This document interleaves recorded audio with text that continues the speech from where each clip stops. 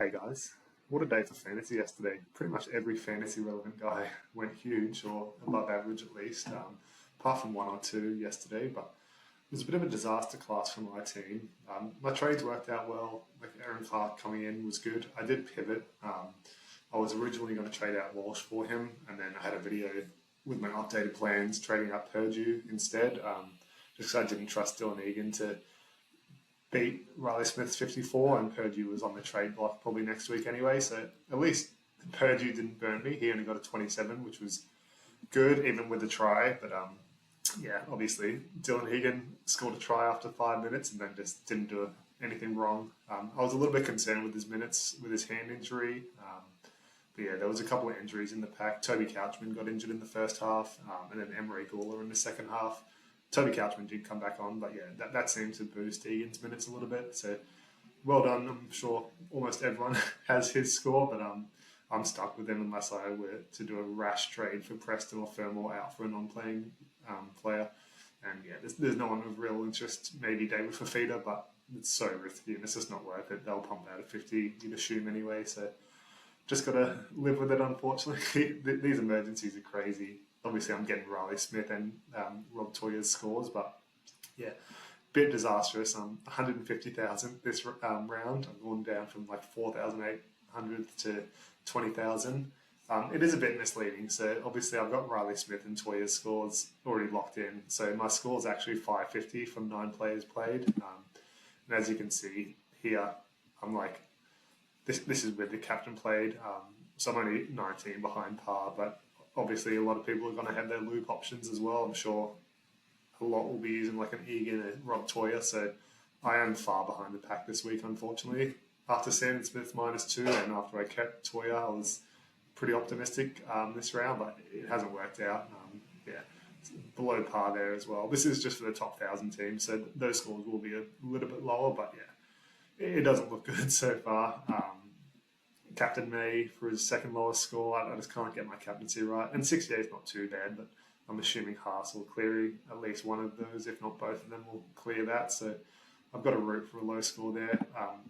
In the top 1,000, it looks like 92% of people captain May. So everyone's in the same boat, which doesn't hurt too bad. 41% ended up bringing in Erin Clark, so he pumped out a decent score.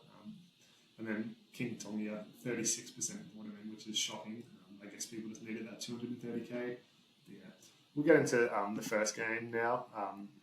Yeah, Fletcher Sharp with a hat trick on his 21st birthday. That was really good. One of them was only an 8-point try, but the other two were a bit heftier than that. Yeah, really good performance. I saw someone had him to score a hat trick at 301. So yeah, defied the odds there, but it is really consistent now, which is good. Didn't have too many negatives. Yeah, that's a really good score from him. Yeah, if you have him, he's been really, really solid, averaging 57 now without kicking, which is crazy. Bradman Best, not really fantasy relevant, but he looked good. Still doesn't pass to Marzu, and if he does, it's a shit pass. So that's right. Cogger had his best performance of the year with a very nice score. Dylan Lucas, he was really sought after this week. I talked about him being a better option than Fermor. 31% of the top 1,000 brought him in, which is just crazy. And yeah, he pumped out a 64, which is really good. Played 80 minutes like we thought he would, which is good. Not too many negatives. Got a try assist early. I think, was that to... No, it's Jack Cogger, I think. Yeah, really good score from him. Even without that try assist, he was going to get a 57, so really, really solid. He's probably going to average about 55 to 56, 7 maybe. But yeah, he's improved on that a little bit early with some nice scores, so yeah, really solid pickup. He's a must-have by the end of the season. It's just what your buy schedule looks like. Who else? There's so many big scores. Ponga finally rewarded his owners, but I'm sure a lot of people traded him out, unfortunately. Yeah, I was on the fence. I said if you're sick of his 20 scores, fair enough, get him out, but he will be better, and he has a really soft schedule, and the Knights will be better. I think they got like the Titans and the Eels coming up as well, so yeah. And then the Panthers in round 12, who will be depleted, so yeah, he should string a few nice games together. Played 75 minutes. He was just rested in the last 5 minutes, carrying that rib injury. I said it's totally fine to trade him out. He looked a little bit worse for wear. like after that rib injury news came out, but it didn't seem like it affected him, which is good. So yeah, 59 is really solid. If you kept him, he's still going to lose money, but he'll start to make money from next week onwards, which is good. Let's pump that in here. So yeah, lose a tiny bit of cash, but he should have like a 40 break even. Yeah, so he'll be on the rise again, which is good. So hopefully he's stuck true to him. But yeah, if you were sick of his 20s, fair enough. Tallis Duncan's a really, really interesting one. There's actually no injuries in that pack. I'll get it up here. But yeah, it's just like they're all over the place with who's playing where. But obviously Cameron Murray's not coming back this year, and Lockie Hubner was back this week, so there's no real injuries. It's whether Lockie Hubner, he looked really good last night, so he might get that starting lock spot back. So it's interesting what they do with Arrow. And he doesn't play round 12, but yeah, super interesting one. Played 80 minutes for 56. No real attacking stats apart from like a try save, which you can't expect every week. But yeah, 150 metres, 43 tackles. It's just concerning that they lost 30-4. So Wayne might start to mix up that team a little bit again. But yeah, hopefully not, because he could be a really good option, even though he doesn't play round 12. Greggy Marzu, he was on 8 at halftime. He's in my team, so I was very concerned, but he somehow got up to a 55 without a try or try assist, which is just unbelievable. 10 tackle breaks in the end. He was on 1 at halftime. I was like, if he can get to 30, that would be good. It was wet weather as well, like here and there. It was like flooding at some stages and then completely like dry in others, so it was weird.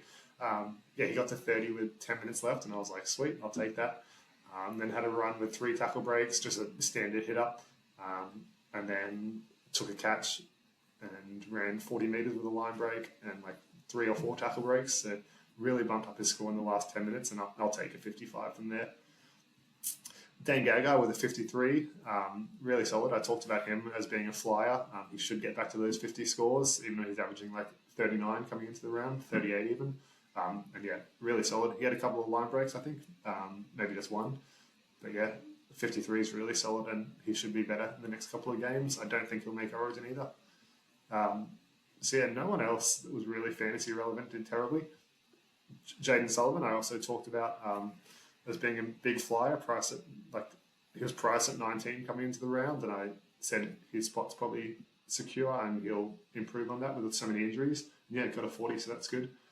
Lockie Hubner, 35 and 38 minutes. The minutes are concerning. I said if he stayed on that bench, he'd probably only play 40. And yeah, 137 metres was his most for the year, which is good. Did heaps of base, but yeah, just the minutes. A point a minute's good, but if he's only playing 35, he can't really do much. And then the last one, Namazelis, 9 missed tackles. And yeah, I'm so glad I brought in 2 Hawkers this week because it looks like he's done for a little bit. Yeah, because he got a shoulder injury, I believe, in the last shoulder or elbow. I don't know if it's been confirmed yet, but dislocation, I think. So he could be out for a couple of weeks. He plays around 15 and 18, but we'll just have to see how many weeks he's missing. Not concerned about the 25 at all, but it's just that injury. So yeah, he's one to watch in the news this week. But he was such a good buy-round cover with like Erin Clark, Riley Smith playing round 12, but we might have to pivot from him now if he's out for 4 or 5 weeks, but we'll see. Yeah, that was it. Well done to the Knights, finally scoring some points. In this one, the Warriors looked really good. The Cowboys in the second half kept coming, but they just couldn't get over that 26 mark. They looked like they were going to win for sure, but yeah, the Warriors defense held up. Luke Metcalf, incredible game. Easily the best game of his career. Got that try save on, what is the winger's name? Murray Taulagi, which won in the game in the end. It was like 15 minutes to go, but they didn't score after that and didn't score themselves. So yeah, really, really good game. 2 tries. His goal kicking was a little bit better. He missed a penalty from like 30 out. That was pretty much right in front, but yeah. He looks better from the sidelines now. He had a rubbish game a couple of games ago that almost cost them the game until he got that penalty on halfway. But yeah, really, really good game. If you kept him, well done. No issues if you sold him ages ago. Like you couldn't have seen this coming. But yeah, his confidence is sky high, and yeah, a 93 is huge. I don't think it's too highly owned. in like the top 100, 1,000, 5,000. But if you had him, well done. Chanel Harris-Tavita, not fantasy relevant, but really good game as well. There were so many big scores yesterday. It's crazy. Scotty Drinkwater with a 68. He only had 2 try assists at full time, and he was obviously going to get that third one. He literally just passed it to Taulagi, who scored in the corner. So it was really weird. He didn't get it given it. He had another one disallowed, but just was in everything. That's going to be one of his best games. But the real promising thing is the kick meters. So he kicked for 269 meters, but he probably had like 10, 12, 15 kicks in that game, which is really promising. He kicked a little bit coming into the round, like maybe 100 meters a game or so, but he was kicking them in their own half towards the try line, like literally everywhere. He was the main kicker, so that's really a promising sign if you have him. He's a flyer for Origin, but I don't think you should be too concerned about that. Like, he shouldn't make the team, and if you want him, just get him in, I think. If that holds up, and it looks like it will, because he was their best player by a mile, then I think he's a really good trade-in. He'll get a few more random try assists if he's kicking on their line. He could easily average 55. He was averaging 50 over the last couple of years without the goal kicking, and now that he's got that, I can easily see a path to 55 or higher. He'll make a bit of money this week, but he won't be out of control in his price. So really good pickup next week. Erin Clark with a 58. So we talked about how volatile he would be. The main promising part here is the 70 minutes, and they got absolutely cooked when he came off, and they had to rush him straight back on. So I think that minutes ceiling has risen. If James Fisher-Harris isn't back next week, he probably plays 70 again or 65 plus. And I think even with James Fisher-Harris back, those minutes look really strong, like 55, 60. I was watching him all game. He was involved in everything. The commentators love him. They talked about him like 100 times. Didn't do anything abnormal, like 1 tackle break, no offloads, no missed tackles, which is crazy. Like, that's the stuff we'd expect from him. He was just grit and grind, 38 tackles, 200 meters gained. So, obviously he only had like 0.8 ppm, which is a bit down for him, but you're not going to complain about that when he plays 70 minutes. So, really, really solid score. And I think he's a pretty good option now. Obviously, if you didn't get him this week, I wouldn't get him anymore because he would rise another 50k or so. But I think for those that got him, well done. I think he looked good. Jeremiah Nanai starting, he looked good. But Origin. Leka Halasima, nice dyed hair, mate. Looked to be good for him. He played 80 minutes, which is good. 45 is not shocking. A lot of base, which is higher than usual, which is good. If you had him, well done. If you don't have him, don't stress. His minutes will be all over the place. He'll probably lose some when Fish is back. So, not concerned, but well done if you haven't. No one else really. Wade Egan had his lowest score of the year with 39.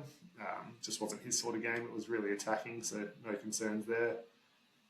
Ruben Cotter's been weird this year, but he'll play Origin. But he might be a nice price after the Origin period because he's been weird. Like, his minutes are down. His points per minute wasn't shocking, but he just had a strange season for his caliber.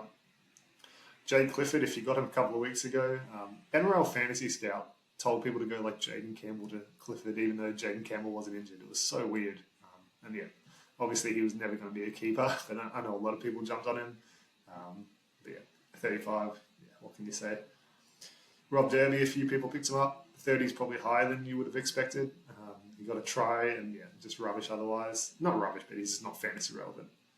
And that was about it. Like, all those scores were towards the upper end. Like, it was a crazy high scoring game. Obviously with a lot of points in all these games it's going to be, but all the fantasy relevant guys went huge. I forgot to mention Jackson Purdy with a 27, but I talked about him earlier. He got a try, but that was only a 10-point try. It just wasn't involved otherwise. So I got out of that scot-free, which is good. Tigers beat the Dragons. That was an up and down game as well. Poor Jaden Sewer. I don't know if you guys watched the game, but right on halftime, Jaden Sewer was going to go through untouched, drop the ball on his line, and Dream Bullet picks it up for a 105-metre try.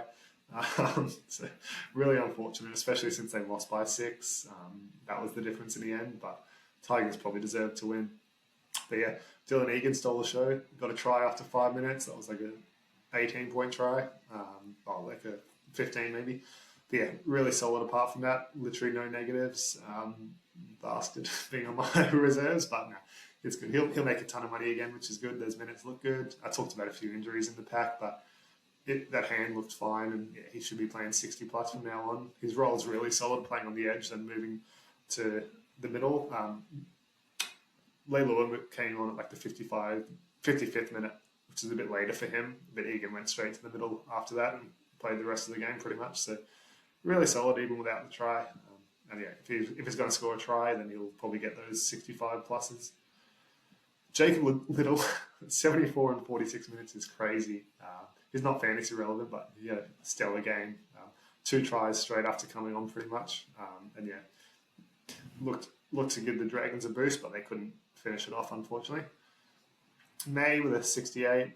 He came off with 4 minutes left, which is weird. Like, it was a 12-point game, but the Dragons were coming, and they obviously scored again. So weird from Benji to take him off, thinking the game was wrapped up. But yeah, not a bad score. 5 tackle breaks, 2 offloads. I thought he had 3 offloads. Oh yeah, 1 was to ground. So yeah, 3 offloads. Nothing wrong with a 68. This is a little bit lower than we expected from him, which is crazy. Considering he started the year like 680k or something. Yeah, really solid. Hamish Stewart, I didn't even realise he got a 66. That's crazy. 48 minutes, yeah. He was the main beneficiary of those injuries in the pack, but got a try as well really late. 66 is solid. Only 6% owned now, so a few people look to have sold him, but yeah, really good score from him. Val Holmes, yeah, he was good. Nothing to talk about really. 260 metres is crazy. Tony Couchman, you'll be stoked with the 61 if you have him. He came off after 35 minutes, and there were talks he wasn't going to come back. They weren't sure if it was a burner or he was out for the game. And there was no update at halftime. We only got the update when he came back on with like 25 minutes to go. So you'll take a 61 all day there. The minutes with 56, really solid. He probably would have played more if he wasn't injured. So yeah, those minutes all over the place, but his PPM is so strong that it shouldn't matter too much. Alex Seyfarth, he's so annoying. Like, I had him to start the season, made 60k or whatever, but he's been really good the last 3 weeks after I traded him. I watch my fantasy players like so intently. Like, I just stare at them. I don't really watch the game. Couldn't tell you the score half the time. And Alex Seyfarth, when I had him, he never offloads. Like, doesn't tackle break, doesn't really do anything. Like, he got the occasional try, but like the only offloads he got were if he was like standing upright and someone was like falling off the tackle, then he'd pass it. But now he's just like doing those one-handed offloads and shit. Like, it's so annoying. But yeah, good score. He only got 55 in the end, but he was on like 40 at halftime, so I was a bit salty. But yeah, 55 is not too bad. Who else is there? No one really. Oh, King Tonga with a 47. Really, really solid score, obviously. I do have a few concerns with him. Obviously, like I said, 36% of the top 1,000 bought him in, which is crazy. I thought he was a wait a week just to see what his role is. And yeah, I stand by that. He's not a kicking half, only got 3 points for kick meters. Obviously had the 2 try assists, a line break. About 30 of those meters were from that line break. So he was really involved. Like, he looked really confident. But he's definitely got like 15, 20-point scores in him. Tackle count isn't huge, and usually teams will attack a half in their first game as well. So especially a smaller body like him. So I don't know if he's going to get much more than 17 moving forward unless they start attacking him. But no, not many negative points, which is good. But yeah, without the try assists and line break, he's looking at like a 25-30, and he's definitely going to have a few of those scores in him without kicking. But at his price, he's probably worth bringing in anyway. I'd just be concerned. I would never play him in your team for sure unless we saw a bit more out of him. Carl Flanagan was one I said I was interested in as a high risk, high reward, just because I knew those kick meters would go up. And yeah, 400 kick meters, really solid. He blew like 3 tries. I don't know what he was doing out there, but 43 is good. He's still a sneaky one I'll consider, but I don't really need a half. But yeah, he'll be worth the risk for sure, I think. No one else really fantasy relevant in this one. Luai, I talked about, he should be better. Wasn't, got 31, so nothing exciting there. Dewey, I talked about you can trade him if you need an avenue to get Rob Toya scoring. And yeah, 29, even with a try. The try was only an 8-point try, but still 21 without it, and goal kicking, 10 points for goal kicking. So yeah, really, really tough game for him. He's probably a sell regardless now, back in the centres. And yeah, that's about it. Royce Hunt, Jack Bird doing their thing with an 11 and 8. Yeah, that's about it from me. I should have a decent day today, hopefully. I've got Fermor and Preston in the first game, so I should go up about 5,000 ranks there. Hopefully I can hold rank with Haas, Yo and Cleary in the next one. Just depends how Haas and Cleary go for those that captain him. And in the last game I've got Munster, Horsburgh, Tamale. Is that it? I thought I had one more, but no, that's about it for that game. So should climb organically in that game, especially with Munster, because he's only 12% owned, but way less in the top 1,000 and stuff. And then I've got 150 points to come in from Toya and Riley Smith. So yeah, been a bit of a disaster round. I'll probably get close to 1,000 in the end, but yeah, I'm probably going to be ranked about 8,000 to 10,000, unfortunately. So a bit of a fall from grace, especially with 2 trades, but it's all right. What can you do? Like, this bench is crazy, so it's just one of those rounds you can't hold your hat on it. But yeah, hopefully you guys are doing a bit better this round, and